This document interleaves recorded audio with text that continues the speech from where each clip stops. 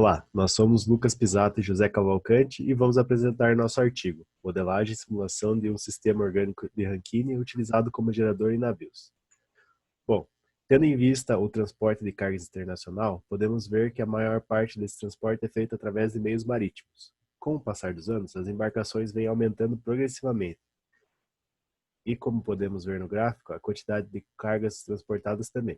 Com a modernização dos sistemas de embarcações, a demanda por energia elétrica aumenta consideravelmente. Os motores de combustão eles convertem apenas um terço da energia disponível em energia mecânica, com uma eficiência térmica entre 15% a 32%. Esse resto de energia é desperdiçado por meio das irreversibilidades do sistema.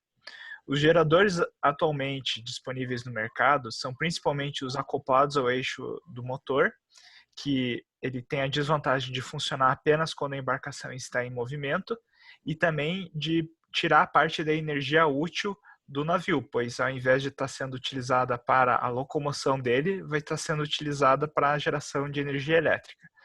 Também outro tipo de gerador são geradores em paralelo ao motor, ou seja, eles vão consumir combustível paralelamente ao motor e também causar a emissão de gases de efeito estufa paralelamente ao motor também.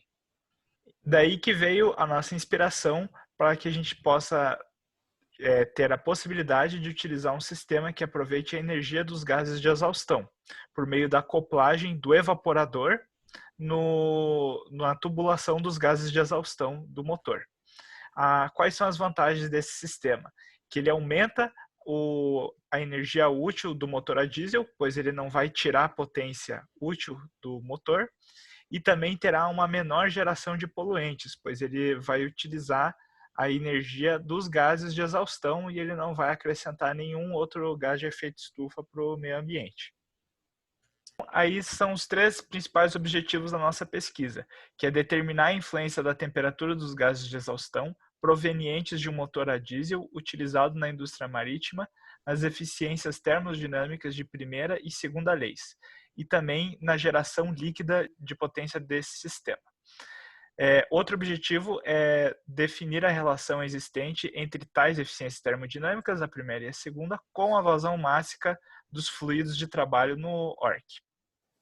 Para isso, nós vamos analisar seis fluidos orgânicos: o isobutano, N-pentano, R113, N-hexano, R11 e R600. Para nosso modelo, decidimos utilizar um sistema simples sem perda de massa, tendo um evaporador, uma turbina, um condensador e uma bomba, onde o evaporador e o condensador operam em pressão constante. O evaporador é acoplado nos dutos de exaustão do propulsor através de um trocador de calor recuperador, que consideramos sua operação adiabática. Como o propulsor do navio funciona ininterruptamente durante semanas, o sistema será analisado como regime permanente. Através das relações estequiométrica para a combustão entre diesel e ar atmosférico, foi possível estabelecer uma relação para a capacidade calorífica dos gases de exaustão. Com o valor das capacidades caloríficas dos gases e do fluido de funcionamento e suas devidas vazões máximas, é possível então determinar a efetividade do trocador de calor e obter a energia transferida pelo trocador, através do método de efetividade NUT, e também as temperaturas de saída dos fluidos quente e frio. Para determinar o calor trocado pelo condensador, será feito a análise da vazão máxima do fluido de trabalho com as entalpias de entrada e saída antes e depois desse componente. A mesma lógica será usada para a turbina e para a bomba também. Todos eles funcionando, o cálculo deles em cima do fluido de trabalho. As eficiências termodinâmicas de primeira e segunda lei serão calculadas com as equações a seguir. A eficiência térmica ou eficiência de primeira lei vai ser calculada por meio da energia líquida do sistema divididos pelo calor do evaporador.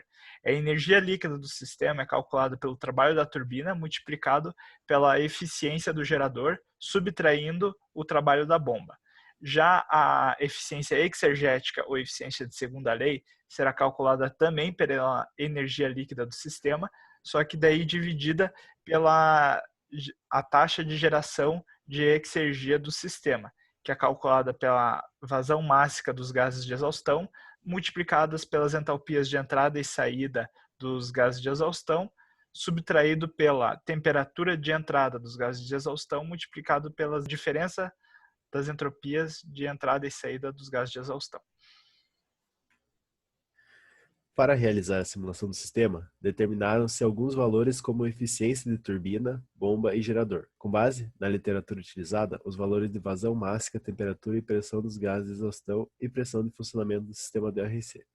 Para a simplificação do modelo, assumimos o valor NUT como 5 e eficiência do trocador de calor como 95%. O software utilizado para a simulação foi o EES. Antes de começar a discussão pela variação térmica dos gases de exaustão, é muito pertinente comentar que foram detectados saltos no NHexano IR113 em certas faixas de temperaturas nas eficiências de primeira e segunda leis, assim como na energia líquida. É possível observar na tabela à direita que no caso do NHexano foi entre a faixa de temperatura de 216 e 216,1 graus Celsius. É aí que ocorreu o grande salto. Então, realizando uma análise a respeito dos fenômenos que possam causar essas discrepâncias, verificou-se que nessa temperatura os fluidos estão próximos aos seus pontos de saturação, como é possível ver no gráfico à direita, para a pressão de 2 megapascal.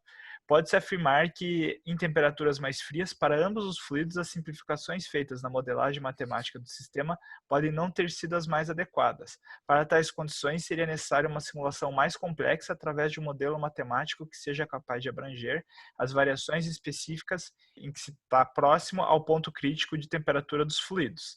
Porém, para os fins de pesquisa, nós não achamos adequados remodelar todo o sistema algoritmo para apenas esse caso pontual. Então, como solução de análise, nós vamos basicamente desconsiderar os resultados com temperatura inferior a 190 graus para o R113 e 220 graus para o NHexano.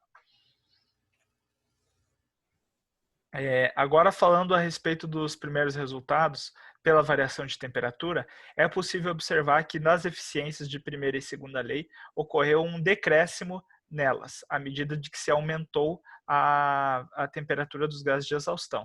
Já a energia líquida aumentou de uma maneira bem sutil, e a eficiência de Carnot, no gráfico 5, ela cresceu.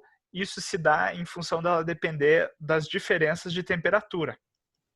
À medida que se aumenta essas diferenças, a eficiência vai aumentar também.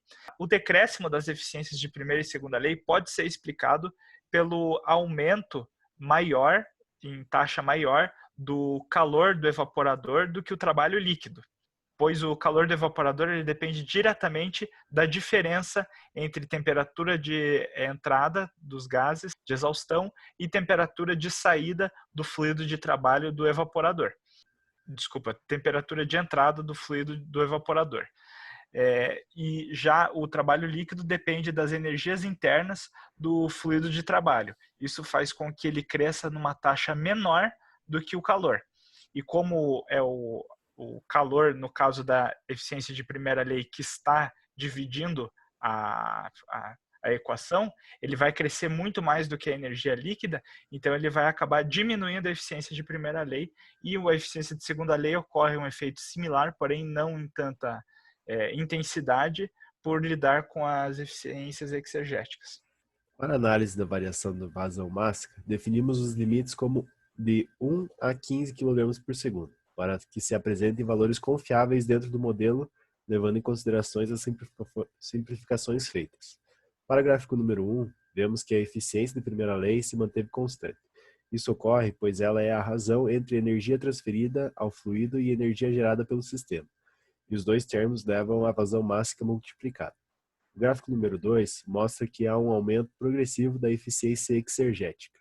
Isso se deve ao aumento expressivo da energia líquida gerada, como podemos ver no gráfico 3, e também da queda de temperatura dos gases de exaustão no ponto B, após o trocador de calor mostrado no gráfico 4.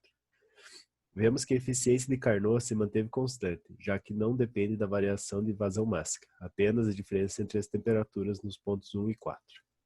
Com o intuito de se levantar as melhores condições de operação, foi realizada a análise de variação de pressão em uma faixa de 1 megapascal a 2,8 megapascal, para que os resultados não percam confiabilidade levando em consideração as simplificações feitas.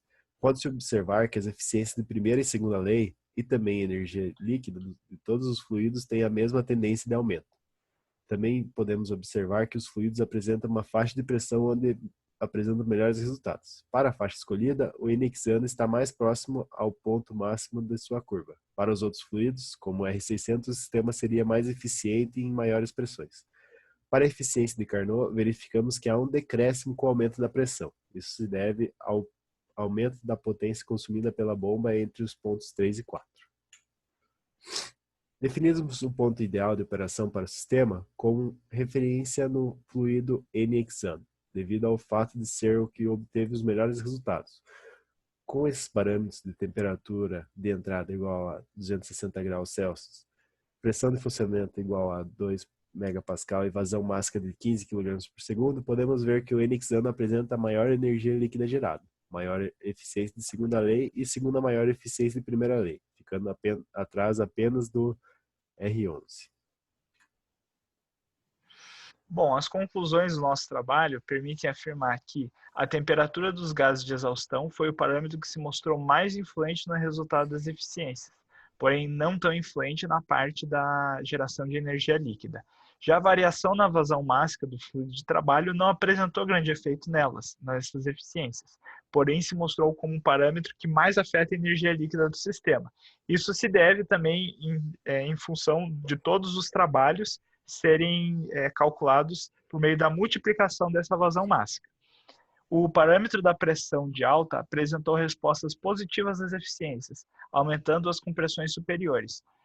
Com exceção do R11 e R113, todos os fluidos apresentaram uma melhoria na energia líquida com aumento da pressão de alta de operação. O resultado de todas as simulações se mostram teoricamente possíveis de ponto de vista físico, pois eles apresentam valores de eficiências inferiores à da eficiência de Carnot, que é a máxima eficiência possível, né?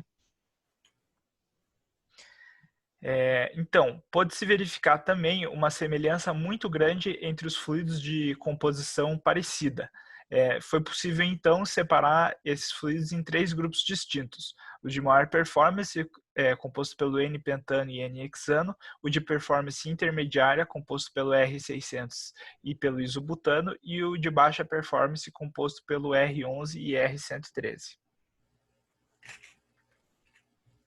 Bom, o fluido NX-ano se apresentou como a melhor escolha no sistema, tendo como principal fator de escolha a geração de energia líquida muito superior aos demais fluidos. No ponto ótimo de funcionamento, no nosso ponto ideal, vimos que ele gera 1964 kW e se mostra muito desejável em sistema real.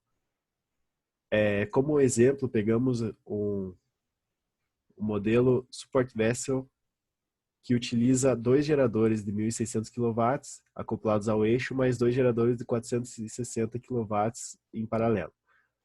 A demanda por energia nesse navio poderia ser suprida através da substituição de um desses geradores pelo nosso sistema de geração de energia. E através dessa modelagem matemática computacional, também podemos ver que é possível modelos de otimização do sistema, como, por exemplo, acoplagem em série de mais um sistema para os fluidos mais eficientes, como R11 e R113. E também, outra possibilidade é a utilização de aquecedores intermediários e turbinas de mais estágio ou outros pontos de otimização do sistema, pois a temperatura de saída dos gases após o trocador de calor ainda é muito próxima ao de entrada, tendo assim uma grande possibilidade de reutilização desse potencial energético. Essas foram as referências bibliográficas utilizadas durante a nossa pesquisa. Muito obrigado por assistir a nossa apresentação.